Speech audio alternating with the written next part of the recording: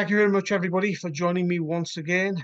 I've got my latest review of the Pakistan Super League in terms of franchises that have been knocked out.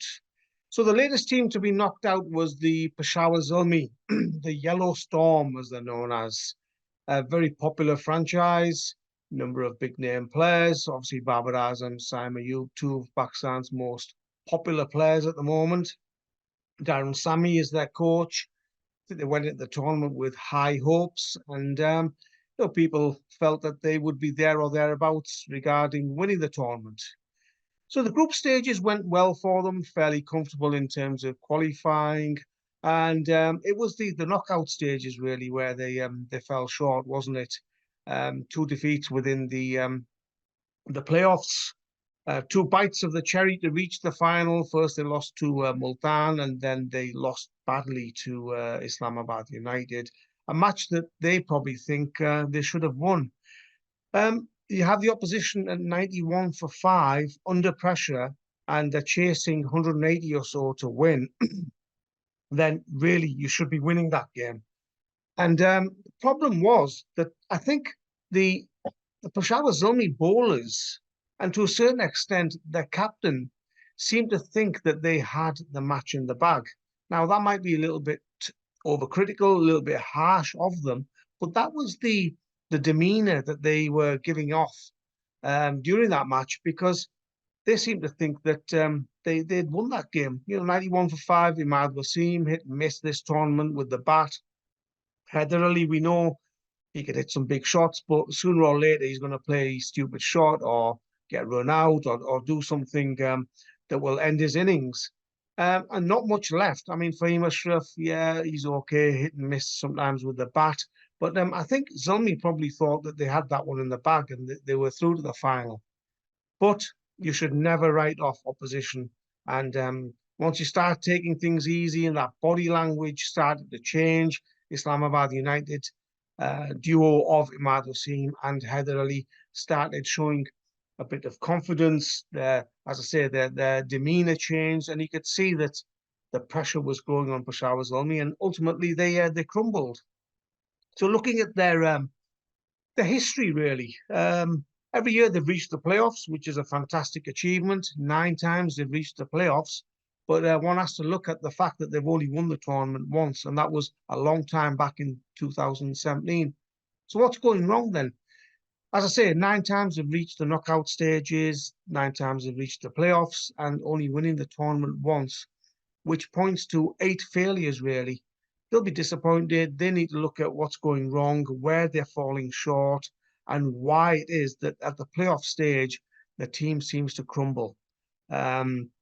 Each year there'll be different reasons, but the overall strategy, I think, needs to be looked at.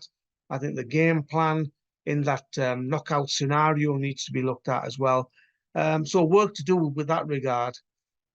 As I say, they're a very popular franchise. Many felt that this year that they had a fantastic batting lineup in Babar Azam, Sammy, Mohammad Harris, brilliant top 3 of Pakistani batters. Rovman Powell, we know can launch a big shot every now and then, and he's somebody who plays a lot of T20 cricket around the world, match winner in his own regard.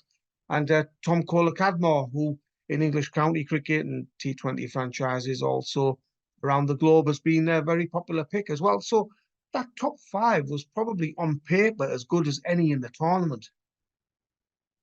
Bowlers, you had Luke Wood, Mehran Mumtaz, Amar Jamal, Naveen ul-Haq.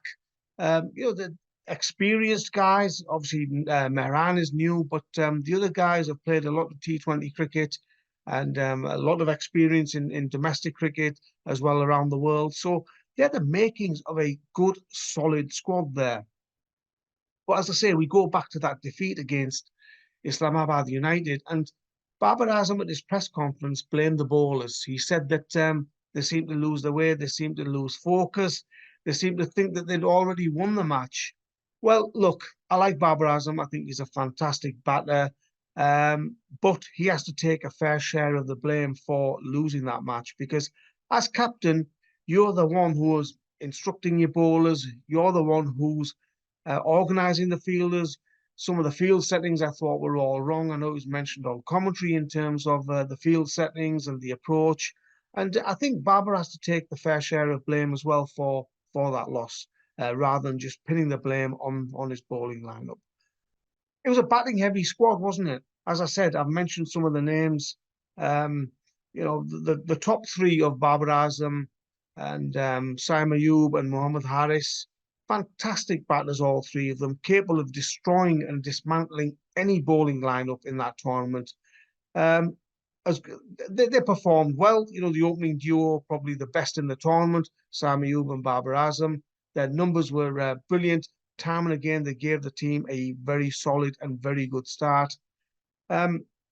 Looking at Babar Azam, 569 runs, average of 56.90. Strike rate was very impressive.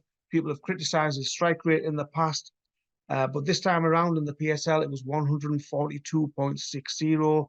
He had 100, 550s, total consistency and excellence as well from Babar Azam. However, the biggest criticism I have of Babar Azam is that sometimes in key matches, in key situations, he doesn't perform. I know that's a big criticism. This time around, 25 off 22 balls. That really isn't good enough, is it? Strike rate of just over 100 on a decent battling track. Imad Wasim at the end of the game said that they'd expected Zalmi to score 190 to 200. And one of the reasons why they didn't do that was 25 off 22 balls from the skipper. Great player, but I'm afraid that innings just was not good enough. It was scratchy, wasn't it? And as I say, one of the reasons why they probably lost. Simon Ayub, what a fantastic batter he is. He's got style. He's unorthodox. I recently interviewed Luke Wood, and he said he was just singing his praises, saying that he hits shots that other Pakistani batters just cannot do. Hits into areas where you don't expect the ball to go as a bowler or as a fielding side. As I say, 345 runs. Strike rate, incredible, 157.53. He's a destroyer of bowling attacks. He is somebody whose runs are impactful. Yes, sometimes you could get players who will score 345 runs in a tournament at a strike rate of 110, 120. That doesn't help your side, really. Yep, the odd occasion. It might lead to your team being victorious, but Sam Ayub, if he scores runs, they are important runs, and more often than not, his team wins.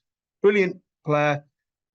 Bright future. Let's hope he keeps his feet on the ground. And I think Pakistan cricket has found a potential superstar here. The batting, the criticism I have of Peshawar Zalmi's batting is that they were over-reliant on Babar Azam and Sammy Ayub. If those two failed, then looking at the numbers of the other batters, I mean, Tom Kohler-Cadmore, 121 runs in 8 innings.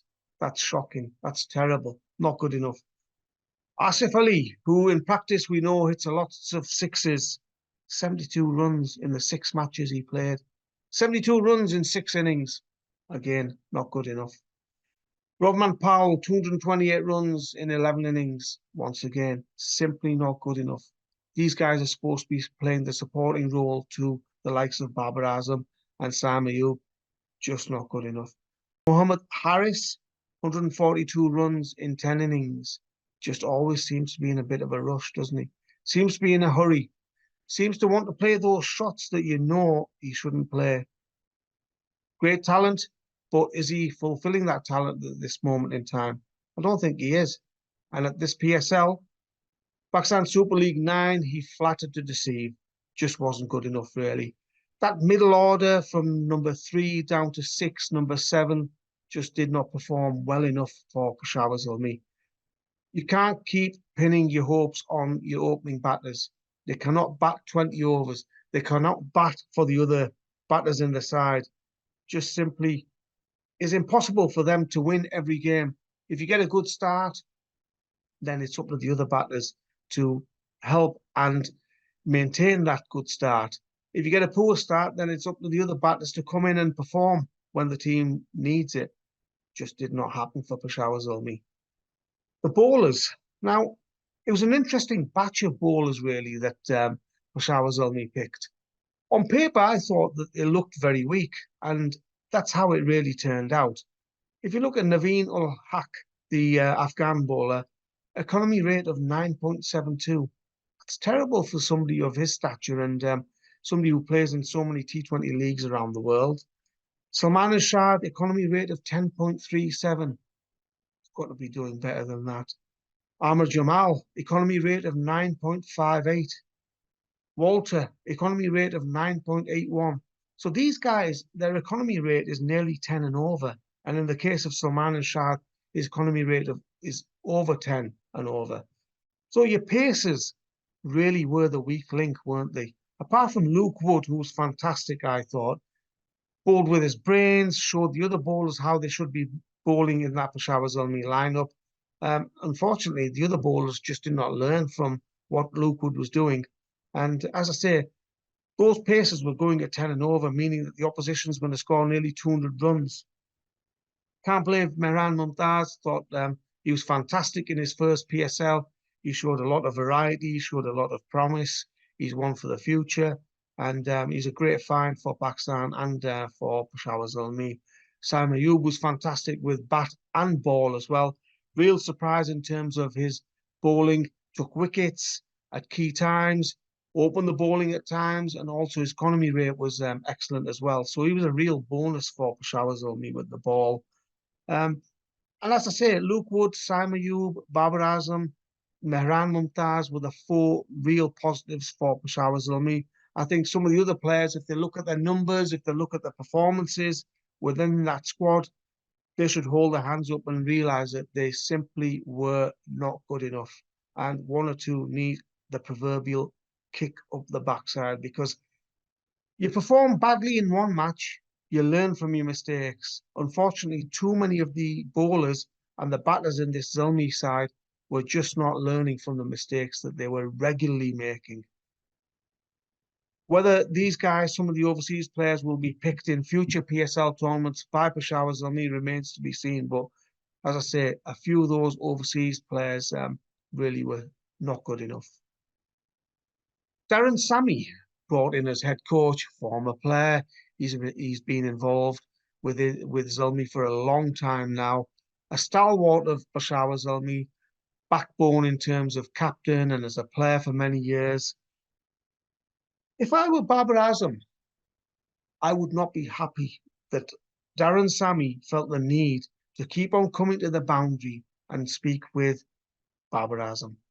This isn't an under-11s match, an under-13s match where one of the captain's dads or coaches or PE teacher or whatever keeps coming to the boundary edge and telling the captain what to do.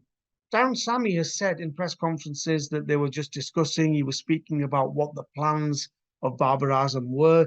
He's praised Babar Azam for his captaincy.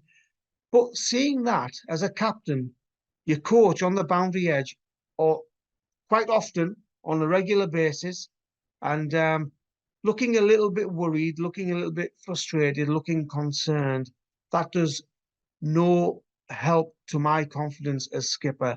And for somebody as experienced as Babar Azam, as a player, as a captain, and experienced in the Pakistan Super League as well with previous captaincy in the PSL as well, I wouldn't want to see my coach on the boundary edge, as I say, looking worried and frustrated. I don't think that was great from Darren Sammy, if I'm being honest. Peshawar Zalmi, overall, they fell short at key times. I think at key moments when the pressure was on, they self-destructed. And I think when it got too hot in the kitchen, they were the first ones to run out of there. I think, as I say, at key moments, key times, important phases of the match, and when key decisions needed to be made, the skipper and the players flattered to deceive. So it's another tournament where Peshawar Zalmi are not going to win it. As I say, 1 win out of 9 for Zalmi. They had high hopes going into this tournament, and they just did not perform up to scratch. Those last few overs against Islamabad United will haunt them for another season until PSL 10 starts. Let's see how it goes next season. Let's see if Babar Azam is retained as captain. I'm pretty sure he will be. But I think some of those picks, especially the overseas picks you're looking at, they need more quality in those overseas players because they've got the makings of a very good squad. However, the quality was lacking. Thank you very much for watching. Take care.